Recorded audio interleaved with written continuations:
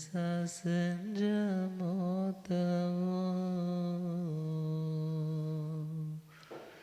देवावितं नमस्ते जसधामे सया मनो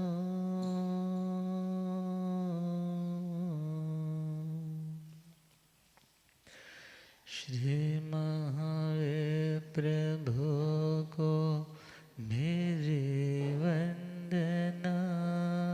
श्री महावीर प्रभु को मेरी वंदना वंदना वंदना वंदना वंदना वंदना वंदना। मुझको तारो प्रभु तारे जो चंदना। मुझको तारो प्रभु तारे जो चंदना। वंदना वंदना वंदना वंदना वंदना वंदना वंदना। आनंद अनंत शांति के निकेतन शासनपति श्रमण भगवान महावीर स्वामी के पावन चरणारविंदों में हार्दिक भावना वंदन नमन। मेरे अंधेरे जीवन को रोशनी प्रदान करने वाले परम उपकारी आगम ज्ञान के भंडार आगम ज्ञाता आगम पुरुष जिन शास्त्र रतन हिमाचल के श्री उपाध्याय भगवंत श्रद्धे गुरुदेव श्री जितेंद्र मुनि जी महाराज साहब के पावन चरण कमलों में हार्दिक भावना वंदन नमन। आदरणीय सेवा भावी श्री प्रशवत मुनि जी पाठ पर विराजमान प्रवचन प्रभाविका महासाध्वी श्री सुयश प्रभा जी महाराज साहब, मधुर वक्ता महासाध्वी श्री आराधना जी महाराज साहब, धर्म सभा में उपस्थित धर्मानुरागियों, सुशीलवती माताओं एवं बहनों, असीम पुण्यदे से भाग्योदय से आप सबको संतों का समागम और वीत रागवाणी श्रवण करने का शुभ अवसर प्राप्त हो रहा। श्रवण कर रहे हैं श्रीमद् समवायांग सूत्र 32वां समवाय 32 योग संग्रह।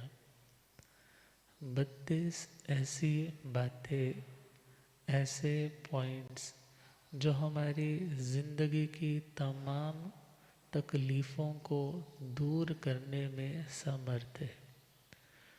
जब इस संसारी आत्मा का परमात्मा भावों के साथ योग होता है, अपने ही भीतर विराजमान शांति के अखूट खजाने का जब पता चलता है तो वो सोचता है मैं उसे क्यों नहीं पा रहा, उसे प्राप्त करने के लिए मुझे क्या करना चाहिए। तो भगवान ने कहा ये 32 बातें ऐसी कुंजी है, ऐसी चाबी है जो उस खजाने के बाहर लगे हुए ताले को खोलने में काम करती है। तो आज 31वां पॉइंट श्रवण करेंगे, प्रायश्चित करण। कौन सा? प्रायश्चित करण। प्रायश्चित का अर्थ जिंदगी में जो हमारी भूल गलती, कभी जान करके कभी अनजाने में, कभी उस चीज़ को टेस्ट करने के लिए परीक्षा की दृष्टि से हमने कुछ गलत कमिट कर दिया, हमने कुछ गलत कर डाला। अब वो एहसास होता है कि मैंने गलती की, मन पे एक बोझ होता है, मैंने ये अच्छा नहीं किया। मैं बच सकता था, मगर मैंने बचने का भी प्रयास नहीं किया। पूर्व जन्म के उन अशुभ बुरे संस्कारों के कारण, जिनकी कभी मैंने भावना भाई थी, कभी इच्छा जाहिर की थी कि मुझे ये चीज़ें मिले, और जब वैसा माहौल बना, पुण्य का योग आया और भोगावली कर्म का भी उदय आया, और वैसे वैसे निमित्त, वैसे वैसे साधन प्रेजेंट होने लग पड़े। अब पूर्व के अर्जित जो संस्कार है, अब वो जागने लगे। जब जागने लगे तो धक्का देने लगे आत्मा को कि इस और चल, इस और बह। और जब वो आत्मा खुद को कंट्रोल नहीं कर पाया, आत्म भाव में नहीं रह पाया, अर्थात उस विभाव में चला गया, तो उसने कुछ ना कुछ गलत कमिट कर दी। जैसे गाड़ी चलाते वक्त सामने सड़कों पे लिखा होता है कि गाड़ी की speed limit 60 kilometre per hour, truck की लिमिट इतनी, बाइक्स की लिमिट इतनी। मगर जब कभी उस लिमिट को क्रॉस किया जाता है, तो जो चेकिंग वाले बैठे हैं, तो उनके पास ऐसे इंस्ट्रूमेंट्स है जो उस पर आ जाता है कि आपने उन रूल्स को ब्रेक किया, और चालान कट करके आ जाता है। ये सिस्टम तो समझ में आता है, मगर जब जब आत्मा अपनी साधना में अतिक्रम, व्यतिक्रम, अतिचार, अनाचार, इन के द्वारा जब कभी पाप के रास्ते पे जाता है, जब कभी मर्यादा तोड़ने के मार्ग पर जाता है, तो भगवान कहते हैं वो चालान कट कट के तुम्हारी आत्मा में आ रहे हैं। मगर उन चालानों की भरपाई उन्हें जो जो भी जुर्माना है, उसको यदि स्वयं स्वीकार करके भुगतान करने चले जाओगे तो चल जाएगा। दुनिया में सिफारिश भी चल जाती है, पैसा भी चल जाता है, रिश्वत भी चल जाती। मगर आत्मा के मार्ग पे जो अपनी मंजिल तक पहुंचना चाहता है, मानो यदि बार बार चालान पर चालान कटने लग जाएं, तो टाइम आता है कि उस गाड़ी को वो सीज कर देते हैं। वो कहते हैं अब गाड़ी आप नहीं चला सकते, हम तो इसको उठा करके ले जाएं। अब गाड़ी के बिना उस व्यक्ति की ज़िंदगी कुछ कठिनाई पूर्वक हो जाती। इसी प्रकार मोक्ष के मार्ग पर बढ़ने वाली आत्मा को यदि यह तमन्ना है कि मैं शीघ्र अतिशीघ्र पहुँचूँ, तो उसे कोशिश पहली क्या करनी है कि चालान आए ना, चालान आया है तो टाइमली उसका भुगतान कर दिया जाए, कि मैं अपनी उस मोक्ष रूपी यात्रा पर निकला हूँ, जल्दी से जल्दी उस मंजिल तक पहुँच पाऊँ। तो खैर, जब कभी जिंदगी में दोष का सेवन हुआ, दोष का मतलब जिसके सेवन से कोई व्यक्ति दुष्ट कहलाता है। क्या कहलाता है? दुष्ट। दुष्ट किसे बोलते? दुष्ट किसे बोलते हैं? हाँ, बुरा। अब दुष्ट व्यक्ति कोई भी कहलाना तो नहीं चाहता, मगर जब दोष जिंदगी में आएगा, तब आत्मा दुष्टता के धरातल पे ही लेवल बाय लेवल बढ़ रही। तो भगवान ने कहा उन दोषों को दूर भी करना है और जानना भी है किन बातों से तुम प्रभावित हो जाते हो। तो बताया जाता है कि किसी भी दोष का सेवन, 4 कंडीशंस, ये 4 राउंड क्लियर करते करते व्यक्ति कमिट करता है। अतिक्रम, व्यतिक्रम, अतिचार और अनाचार। और ध्यान देना है, जब किसी चीज़ का हमने नियम लिया है, नियम लिया है तो नियम का भंग है, नियम नहीं लिया है तो नियम का भंग। ये एक कानूनी शब्दावली है कि नियम नहीं लिया है तो नियम का भंग नहीं है। मगर देखा जाए, नियम भले तुमने लिया है, भले नियम नहीं लिया, मगर जो आत्मा की उत्थान के मार्ग पर बढ़ते हुए कदमों को रोके, ऐसी हर क्रिया नियम भंग के ही बराबर है। तो अतिक्रम, व्यतिक्रम, अतिचार और अनाचार, सपोज करो आपने एक छोटा सा नियम धारण किया कि मैं समाई करते टाइम एसी नहीं चलाऊंगा। क्या नियम लिया? अब किसी की कोई कंडीशन ज़्यादा वर्स्ट है, सपोज कोई हो सकता है हार्ट का पेशेंट है, कीमोथेरेपी हो रही है, बेचैनी बहुत रहती है, और उसने कभी ऐसे बैठ कर के समाई कर ली तो उसको इशू ना बनाया जाए। मगर सामान्य जितना त्याग उतनी शुद्धता, जितना त्याग उतना ज़्यादा लाभ। तो खैर हम बात कर रहे हैं, किसी ने सपोज एक नियम लिया कि मैं एसी चला कर के समय नहीं लूँ, मगर आज गर्मी बहुत ज़्यादा लग रही है, तो मन ने क्या कहा, चलो मैं एसी चला लूँ। अब मन ने कहा कि मैं एसी चलाऊं, ऐसा जो संकल्प आया, ऐसी जो इच्छा अंदर से आई, इसका नाम है अतिक्रम। इसका नाम क्या है? अतिक्रम। अभी तो मन में वो चीज़ चल रही है। व्यतिक्रम का मतलब वो रिमोट देख रहा है, रिमोट कहाँ पे पड़ा है। अब रिमोट खोज करके रिमोट को हाथ तक ले आया है, उसका नाम क्या है? व्यतिक्रम। अब अगला है अतिचार। अब उसमें से देख लिया वो ये बटन है ऑन का, और अभी बस ऑन करने वाले बटन पे दबा नहीं लगा है, दबा नहीं है अभी, यहाँ तक कौन सी कंडीशन है? अतिचार। मगर जैसे ही बटन दबा दिया एसी ऑन हो गया, इसका नाम अनाचार। ये तो एक सिंपल सी, और सिंपल के साथ साथ हमारी जैन मेंटालिटी वाले लोगों के अकॉर्डिंगली ये थ्योरी है। बाकी लोगों के साथ ये बात करोगे वो बोलेंगे कौन से पुराने ज़माने की बात कर रहे हो। मगर खैर हमने ये मोटी मोटी दृष्टि से समझा है, दुनिया में और बहुत से दोष हो सकते। सपोज शराब पीने का है, या चोरी करने का है, व्यभिचार सेवन करने का है, कोई भी मन में संकल्प उठा उसका नाम अतिक्रम। करने के लिए साधन जुटाने के लिए निकला है, उसका नाम व्यतिक्रम। व्यतिक्रम।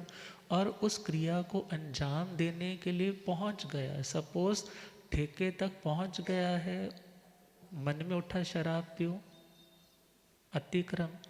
चल पड़ा है ठेके तक, बोतल लेकर के खरीद ली है, उसका नाम व्यतिक्रम। बॉटल लेकर के आ गया है, ग्लास में भी डाल ली है, अभी होंठों तक भी पहुंच गई है, ये कौन सा है? अतिचार। मगर होंठों तक बस सिप सिप स्टार्ट हो गया है, उसका नाम अनाचार। अब कोई भी नियम जब टूटता है ना, तो ये चारों कंडीशंस चलती।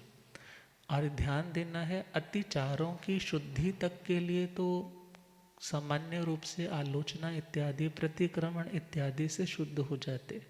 मगर जब अनाचार हो जाता है, उस दोष का सेवन हो जाता है, तो प्रायश्चित उसका कुछ कठोर दिया जाता है। और ध्यान देना है, प्रायश्चित जो स्वयं लिया जाता है, दंड जो ना चाहते हुए ग्रहण किया जाता है।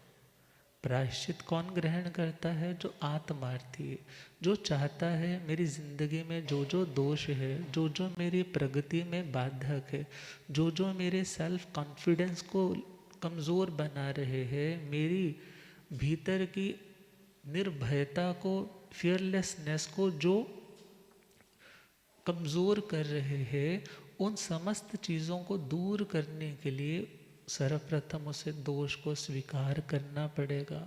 दोषों का पहले ज्ञान होना चाहिए, इन इन चीज़ों को गलत कहा है। और ज्ञान होने के बाद यदि कुछ ऐसा कमिट कर बैठा है, तो उन्हें दूर करने के लिए आलोचना करे, आलोचना करे, निंदना करे, ग्रहणा करे, प्रतिक्रमण। देखा जाए वो तो प्रायश्चित के भेदों में ही आ जाते हैं, क्योंकि जब 10 भेद प्रायश्चित के आते हैं तो उसमें वो सारे पॉइंट्स आ जाते। मगर कुछ गलत जिंदगी में हो गया, गलत करने के बाद व्यक्ति को एक अंदर ही अंदर बेचैनी सी रहती, एक डर रहता है। और ध्यान देना है, प्रायश्चित लेने के बाद उस व्यक्ति को अब इस बात का डर रहता है कि ये दोष का सेवन पुनः ना हो जाए, इस गलती का रेपिटेशन जिंदगी में ना हो जाए। मगर जब तक वो दोष सेवन कर रहा है, तब तक उसको इस बात का डर रहता है कि मैं पकड़ा ना जाऊं, कोई देख ना ले, कोई मेरी बात लीक ना कर दे। मगर निर्भय होने के लिए, शांत होने के लिए, रिलैक्स होने के लिए आत्मा को दोष को जानना भी है, दोष को दूर करने का प्रयास भी करना है। तो पहला पॉइंट आलोचना। आलोचना का मतलब अपनी ज़िंदगी की कमी को जान करके उसे अच्छे से देखना, और देख करके अपने गुरु जो तुम्हारे लिए कॉन्फिडेंशियल स्थान है उनके पास आकर के अपनी उस गलती का निवेदन कर देना। इससे क्या होगा, भगवान कहते हैं आलोचना करने वाली आत्मा ऋजुता के गुण से भरपूर हो जाती है। ऋजुता मतलब सरलता, उसकी ज़िंदगी में सरलता का विस्तार होता है। वक्रता, उसकी ज़िंदगी से टेढ़ापन, डाइकॉटमी, बहुरूपता, ये दूर होने लग जाती। अब जब ये दूर होने लग जाती है तो आने वाले समय के लिए वो स्त्री वेद और नपुंसक वेद, इन वेदों का बंध नहीं करता, और जो पूर्व में बंधे हुए थे उनकी निर्जरा कर लेता है। तो पहला पॉइंट आलोचना। दूसरा पॉइंट निंदना। निंदना का एक मीनिंग आता है कि खुद को धिक्कारना, कि मैंने ऐसा क्यों किया, मुझे ऐसा करने की क्या ज़रूरत थी, मैं खुद को अपने आप में क्यों ना रख पाया, मैं अपना सेल्फ कंट्रोल क्यों लैक कर बैठा, मुझे ऐसा नहीं करना चाहिए था। जैसे सुव्रत मुनिराज का वर्णन आता है कि लड्डू खाने का इतना मन में आज क्रेविंग सी होने लगी कि ख्याल आने लगा, जब घर में थे तो सेठ के बच्चे थे और घर में ऐसे बढ़िया बढ़िया लड्डू बनते थे, तो आज वो गोचरी में घर घर में घूम रहे हैं, घर घर में घूम रहे। वो पूछते हैं महाराज ये कृपा कर लो, ये नहीं चाहिए, ये कृपा कर लो, ये नहीं चाहिए। वो सोच रहे हैं कोई तो पूछेगा लड्डू ले लो महाराज साहब। अब सपोज किसी ने लड्डू पूछ लिया, मगर वो वाला लड्डू नहीं है जो वो खाया करते थे। अर्थात ऐसा सिंह केसरिया या कोई ऐसा स्वादिष्ट बढ़िया बढ़िया मिष्ठानों के साथ बढ़िया बढ़िया ड्राई फ्रूट से सना हुआ वो लड्डू मिल नहीं रहा। मगर जैसे ही शाम हुई, शाम हो गई और रात भी होगी, मानो वो विक्षिप्त से हो गए, अपने आप में नहीं रहे, अपनी मर्यादा को वो भुला बैठे। और एक श्रावक है जिसने देखा कि हमारे मुनिराज इतना अंधेरा होने को आया है और ये अभी भी घूम रहे। विनंती की कि भगवान आपको क्या चाहिए? बोले मुझे सिंह केसरिया मोदक चाहिए। क्या आपके घर में है? हाँ बंदे पधारिए, कृपा कीजिए। और जैसे ही रात्रि का टाइम है, हाँ क्या टाइम है, रात हो रही है, और उसने उनके पात्रों में उस श्रावक ने क्या किया बोलो? लड्डुओं का थाल पूरे का पूरा उल्टा दिया। वो बोले बहुत हो गया, बस हो गया। अब जैसे ही बहरा दिया और कहने लगे गुरुदेव अभी वक्त क्या हुआ है ज़रा देखना। जैसे ही बाहर देखा कि बाहर तो तारे टिमटिमाने लग पड़े, चांद निकला हुआ है। बड़ा धक्का लगा, बड़ा ख्याल आया कि मैं इस एक लड्डू के मोह में अपनी मर्यादा को कैसा, मेरा कोई ऐसा गाढ़ संस्कार होगा, ऐसा कोई गाढ़ कर्म होगा जो उदय में आया और मैं खुद को रोक ही ना पाया। अब आंखों से आंसू से आने लग पड़े। वो श्रावक थे, वो सौतेली माँ की तरह व्यवहार करने वाले श्रावक नहीं थे, वो अम्मा प्यूरो की भूमिका निभाने वाले श्रावक थे। कहने लगे गुरुदेव चिंता ना करें, आप ऊपर छत पे इसको पलट सकते हैं और आप वहाँ ऊपर विराज भी सकते हैं, और ऊपरला पोर्शन बिल्कुल खाली है, सुबह होगी आप पधार जाना, मुझे कोई चिंता नहीं। अब जैसे ही ये मधुर व्यवहार देखा और उस मधुर व्यवहार से अपनी वो गलती रियलाइज़ तो हुई, मगर रियलाइजेशन के साथ साथ घोर पश्चाताप हो रहा है कि मेरे को ऐसा करना नहीं चाहिए था। अब छत पे प्रतिलेखना इत्यादि करके, चंद्रमा की चांदनी रात है, मोटा मोटा तो दिख रहा है, और लड्डुओं को वहाँ चूर करके पलट रहे। वापस लौटे हैं तो बड़ा पश्चाताप आ रहा है कि मैंने ऐसा क्यों किया। गुरु जब पता लगेगा वो क्या सोचेंगे, माता पिता के पास बात पहुंचेगी कि इसका इतना भी कंट्रोल नहीं है, वो क्या सोचेंगे। मैं अनाहारक स्वरूप तक पहुंचने वाली आत्मा आहार के लोभ में इतना पड़ गया कि अपनी मर्यादाओं को भूल गया, इतना उनको सेल्फ गिल्ट सा होने लग पड़ा, मुझे ऐसा नहीं करना चाहिए था। मैं सुबह जाऊंगा गुरुदेव के चरणों में जाकर के अपनी सारी गलती स्वीकार करूंगा और उनसे कहूंगा कि गुरुदेव मेरे को प्रायश्चित दीजिए, मुझे क्या दीजिए, प्रायश्चित दी। अब इतने विशुद्ध परिणाम उनके जागृत हुए हैं।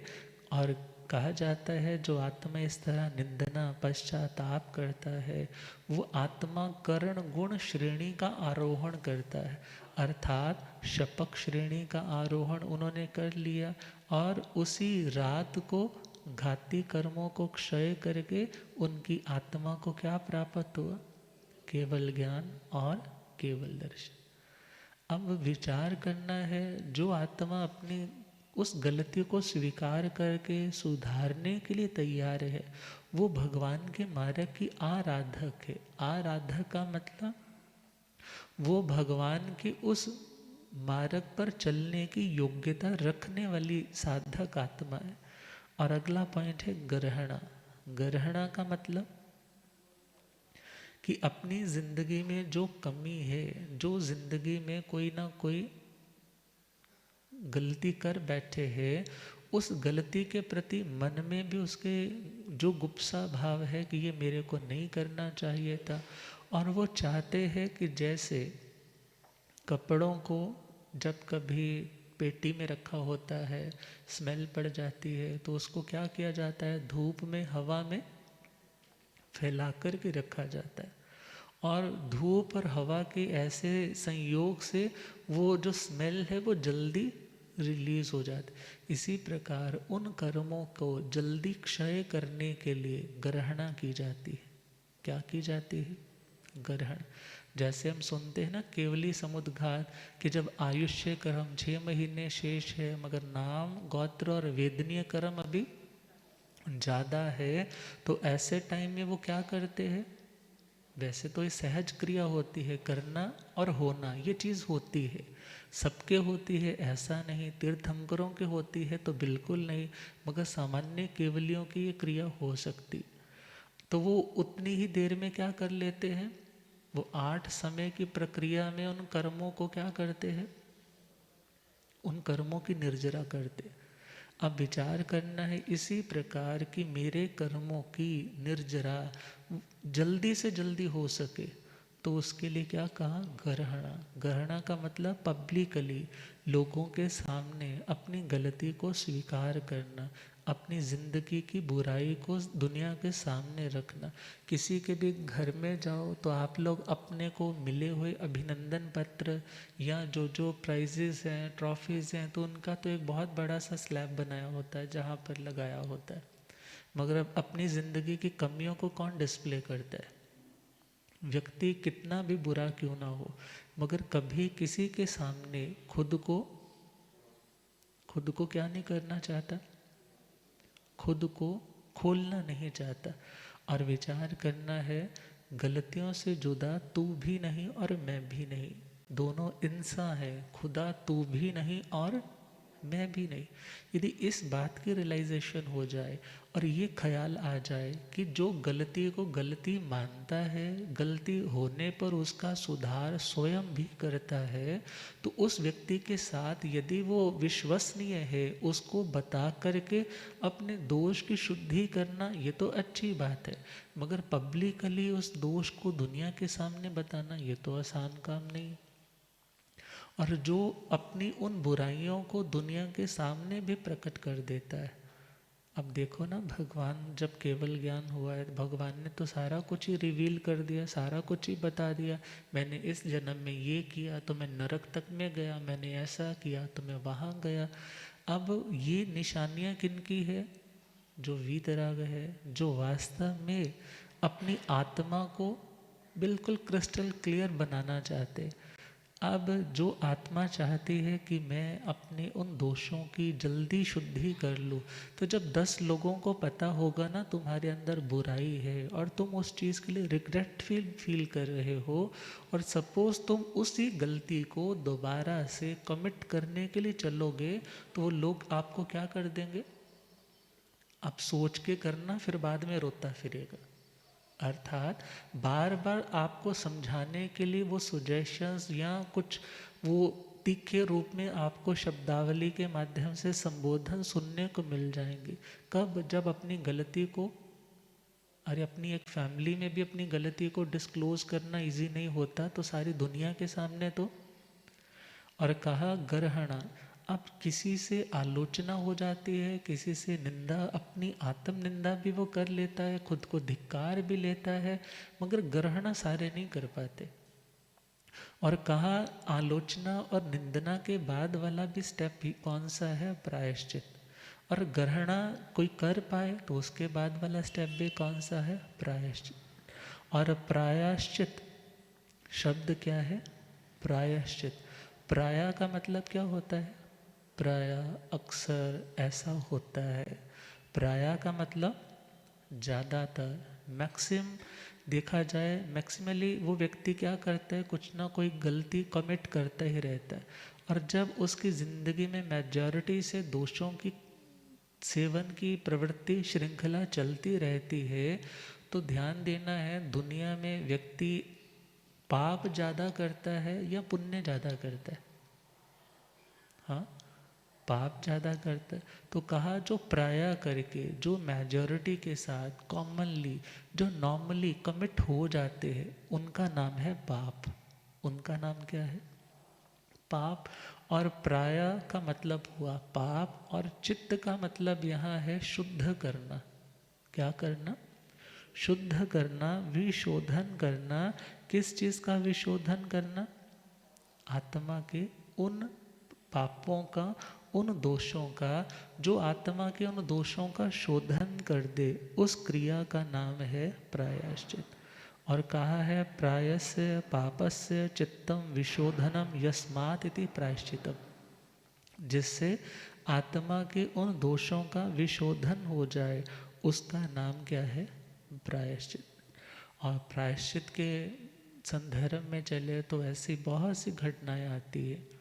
राजा कुमारपाल, राजा कुमारपाल जिन्होंने जिन धर्म की बहुत प्रभावना की, और आचार्य श्री हेमचंद्र जी सूरी जिन्होंने शासन की, साहित्य की बहुत प्रभावना की, वो उनके शिष्य बने आचार्य श्री हेमचंद्र जी महाराज के।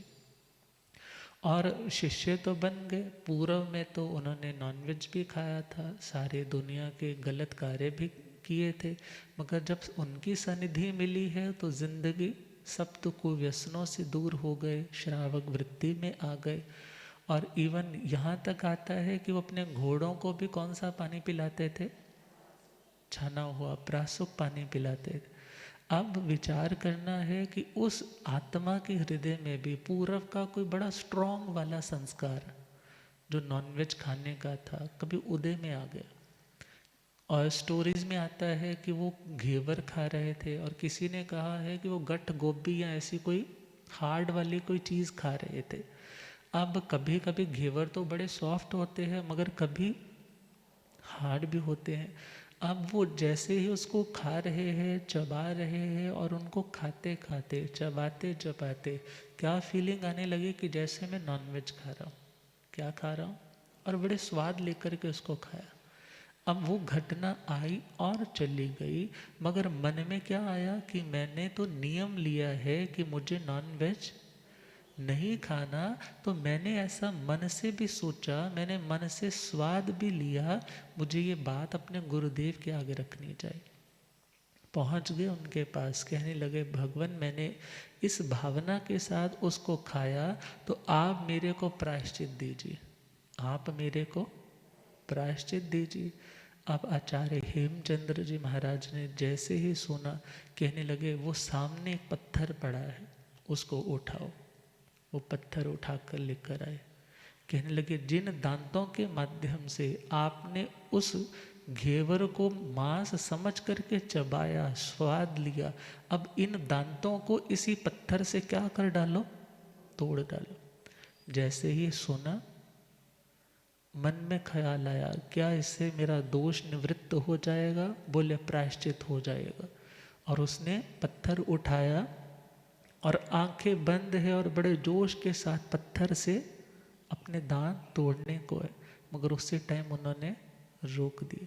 कहने लगे तुम्हारा प्रायश्चित हो गया। अर्थात दोष को दूर करने के लिए उस व्यक्ति के अंदर उस दोष के प्रति नफरत होनी चाहिए, क्योंकि यदि अपनी गलती से प्यार है तो गलती कभी दूर नहीं होगी। गलती को गलती भी मानते हैं और गलती को दूर करना भी चाहते हैं, तो शास्त्रों में लाइन आती है, गरिहामि दिट्ठिंग न गरिहामि किंचित। यदि तुम्हें नफरत किसी से करनी है तो भगवान कहते हैं यदि किसी का दृष्टिकोण गलत है तो उसके उस दृष्टिकोण से तो तुम जुगुप्सा घृणा कर सकते हो, मगर किसी व्यक्ति किसी आत्मा के साथ तुम्हें घृणा नफरत नहीं कर। इसी प्रकार दोष सेवन के कारण कोई दोषी है, मगर यदि उस दोष को छोड़ दे तो भी तो स्वच्छ निर्मल आत्मा है।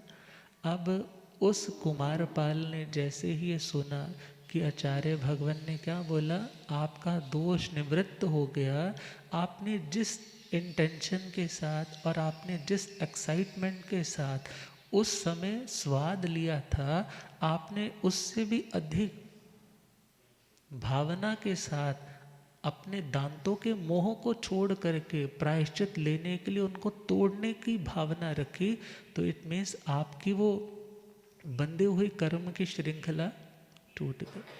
अब ऐसे कई सारे एग्जाम्पल है। तो प्रायश्चित करने वाला भगवान के मार्ग का भी आराधक है, क्योंकि वो जानता है कि दोष दोष है, दोष को दूर करना चाहिए। और लिखने वाले ने लिखा है, साइकोलॉजी में बुक है एटॉमिक हैबिट्स, उसमें बताया है कि किस तरह आप अपनी ज़िंदगी में अच्छी आदतों को बना सकते हैं और बुरी आदतों को दूर कर सकते। अच्छी आदतों को बनाने के लिए उन्होंने कहा कि उस अच्छी आदत के प्रति एक तो रिगार्ड होना चाहिए। अब रिगार्ड के साथ साथ रिवॉर्ड भी होना चाहिए, मैंने ये किया तो मेरे को इससे ये मिल रहा। और कहा कि रोज़ की एक अच्छी आदत में यदि आप 1% भी लगाते हैं तो धीरे धीरे आपका ग्राफ अच्छाई में बढ़ता चला जाएगा। और यदि कुछ बुरा करते हैं तो उसको छोड़ना चाहते हैं, तो उस बुरी क्रिया को, उस बुरे वातावरण को इतना इम्पॉसिबल सा बना दो, इतना डिफ़िकल्ट बना दो कि वो आपके सामने ही ना आए।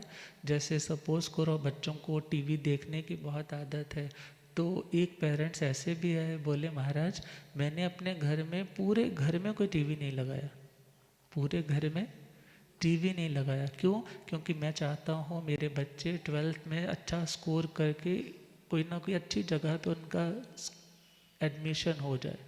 और जब वो एडमिशन हो गया तो फिर आए दर्शन करने, कहने लगे गुरुदेव मेरे दोनों बच्चे बहुत अच्छे अच्छे इंस्टीट्यूशंस में एडमिट हो गए, और उसका यदि मैं देखूं हमने तो सेक्रीफाइस किया ही किया, मगर हमारे सेक्रीफाइस के कारण बच्चे पढ़ पाए। अर्थात जो चीज़ ज़िंदगी से दूर करना चाहते हो तो सबसे पहले उन निमित्तों को भी दूर कर दो।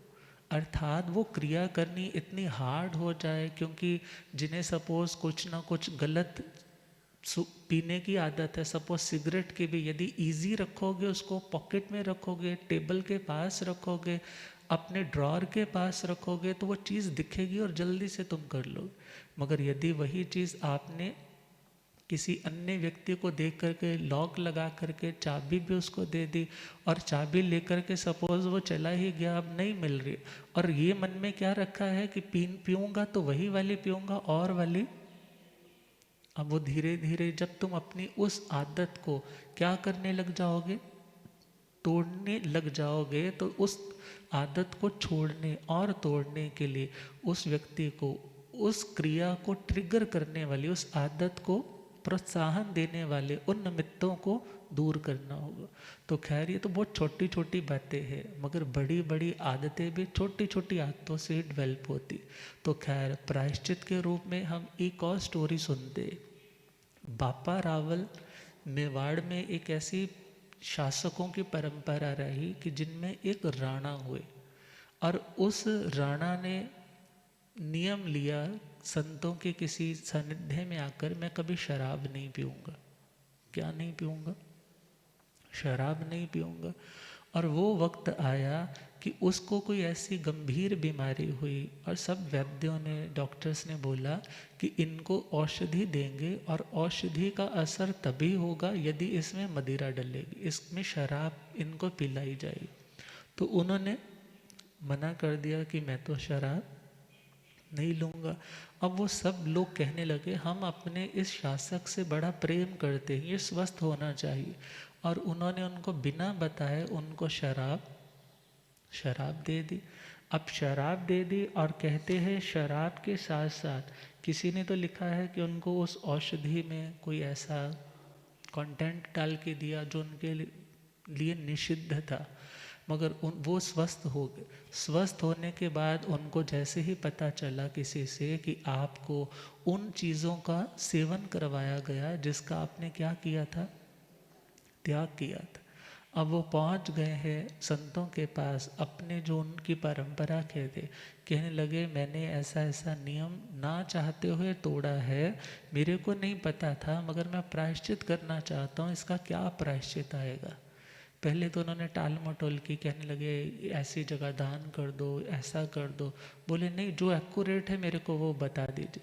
कहने लगे जिस मुख से आपने क्या किया है, शराब या उस चीज़ का सेवन किया है, तो आप उसी मुख के माध्यम से क्या करें, पाव भर सीसा उसको गर्म करके मेल्टिंग स्टेट पे ले जा करके उस शीशे को मेल्ट करके उसको पी लेना।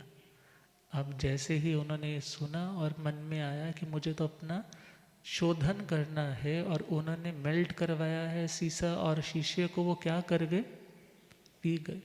और पीने के कारण उनको क्या हो गई, क्या हुई, डेथ हो गई। अब डेथ हुई है, अपने प्रण के इतने पक्के निकले और उन्हीं के नाम से उनके वंश का नाम पड़ा सिसोदिया। क्या नाम पड़ा, सिसोदिया। अब सिसोदिया वंश में ही आता है छत्रपति शिवाजी, ये महाराणा इत्यादि उनके वंश में पैदा हुए। अब विचार करो, जिन लोगों के अपनी ज़िंदगी में कुछ एथिक्स होते हैं, कुछ मॉरल रूल्स होते हैं, यदि कभी ब्रेक होते हैं तो वो उस दोष को शुद्ध करने के लिए कुछ भी करने के लिए तैयार हो जाते। तो याद रखना, उस व्यक्ति की परंपराएं बहुत लंबे टाइम तक चलती। हम ये नहीं कहते कि उसने अच्छा किया बुरा किया, जजमेंटल बन कर के हम कोई व्यू नहीं देते, मगर हाँ अपने दोष के प्रति घृणा, अपने दोष के प्रति नफरत, गलती की रेपिटेशन ना हो, आने वाली एक जनरेशन के लिए मैसेज उन्होंने जो दिया वो वास्तव में आज भी लोगों के लिए अनुकरणीय और विस्मरणीय है। अब इसी प्रकार हम देखें शास्त्रों में इवन यहाँ तक आता है, यदि तुम अपनी कभी लब्धि का प्रयोग करते हो तो तुम्हें उसका भी प्रायश्चित लेना है। विष्णु कुमार जी ने जब संकट आया तो वैक्रिय साधना के माध्यम से सुनाते हैं कि किस तरह से धरती को पूरी तरह से, गुरुदेव पधार, हो रब मेरा सतगुरु बन के आया मैनू,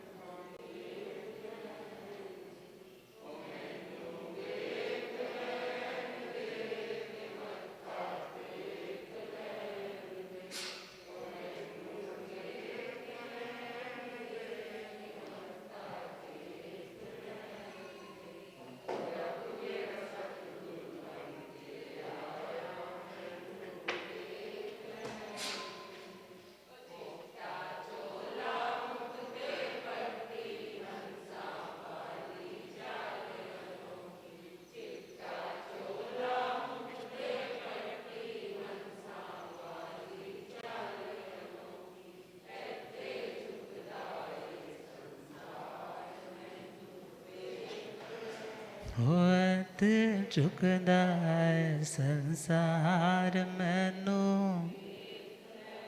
हो रब मेरे सतगुरु बन के आया मैनू, हो मैनू वेख लैण दे के मथा टेक लैण दे, ओ मैनू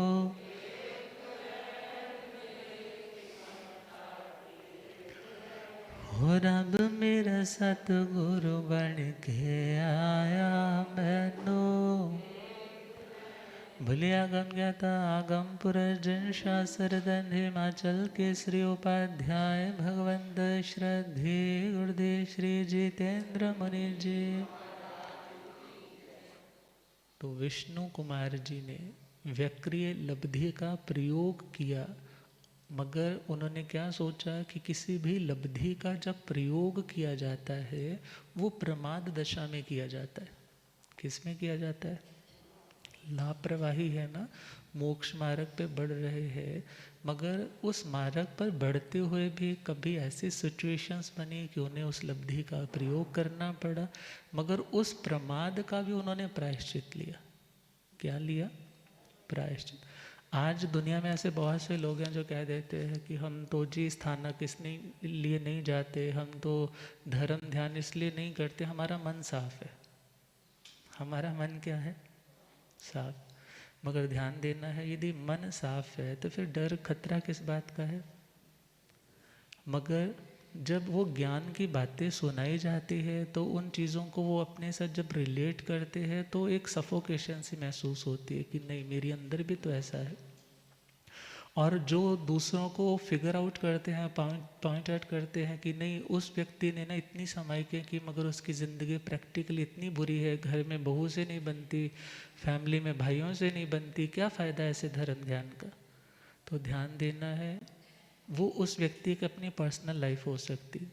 यदि तुम वास्तव में अच्छे हो, खुद की गारंटी देते हो कि मैं अच्छा हूँ, तो तुम्हारी फाउंडेशन अच्छी है, तुम धर्म ध्यान करोगे तो तुम्हारी प्रोग्रेस और अच्छी हो।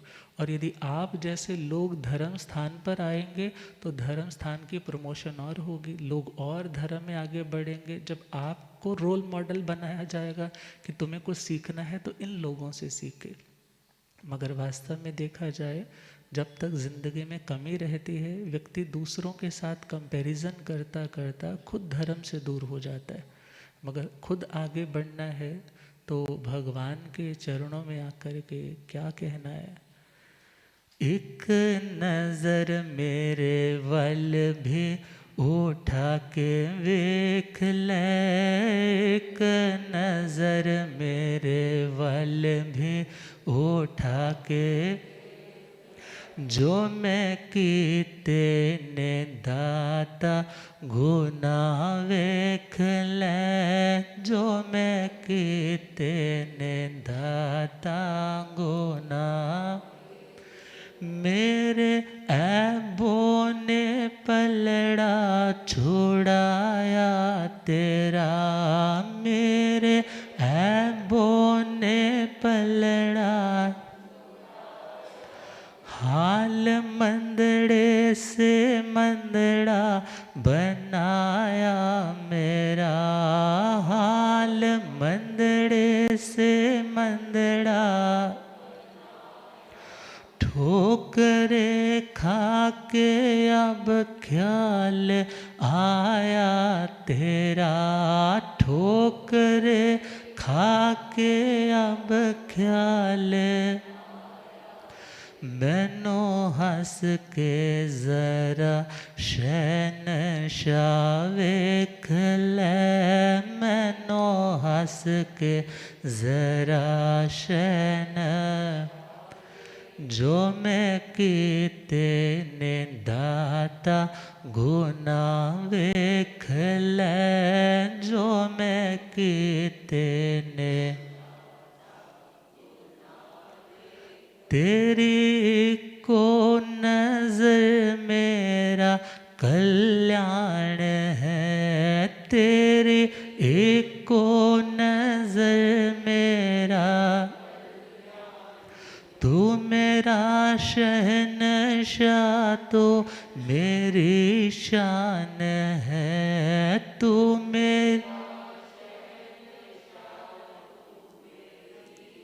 तू में हर बान तो जग में हर बान है, तू में हर बान है तो जग में बान।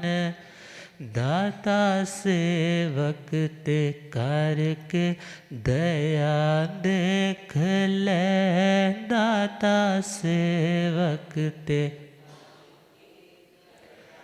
जो मैं कीते ने दाता गुना वेख ले, जो मैं कीते ने। एक नजर मेरे वल भी उठा वेख ले, एक नजर मेरे वल भी। और जब एक बच्चे की तरह इनोसेंट होकर के जब कोई प्रॉब्लम है और भगवान गुरु के सामने जब उस गलती को एडमिट किया जाता है, स्वीकारा जाता है, क्योंकि एक टाइम आता है जब व्यक्ति अपनी उस गलती के कारण इतना फ्रस्ट्रेटेड हो जाता है ना कि वो सोचता है कि अब मेरी ज़िंदगी बस ख़त्म है, मेरे को कुछ समझ में नहीं आ रहा। मगर जब बात शेयर हो जाती है, रिलीज़ भी हो जाता है, नेक्स्ट टाइम ऐसा न करने के लिए वो कमिट भी करता है कि मैं आगे से ऐसा नहीं करूँगा। तो अपनी गलती को धिक्कारना, गलती को एडमिट करना, गुरु के सामने बताना और पुनः न करने के लिए कटिबद्ध हो जाना, तैयार हो जाना, उस व्यक्ति की ज़िंदगी गलतियों से जुदा हो सकती है। वो रिलैक्स हो सकता है, निर्भय हो सकता है, फियरलेस हो सकता है। तो उसके लिए इन बातों को समझें और आगे बढ़ें। अब गुरुदेव कृपा करें।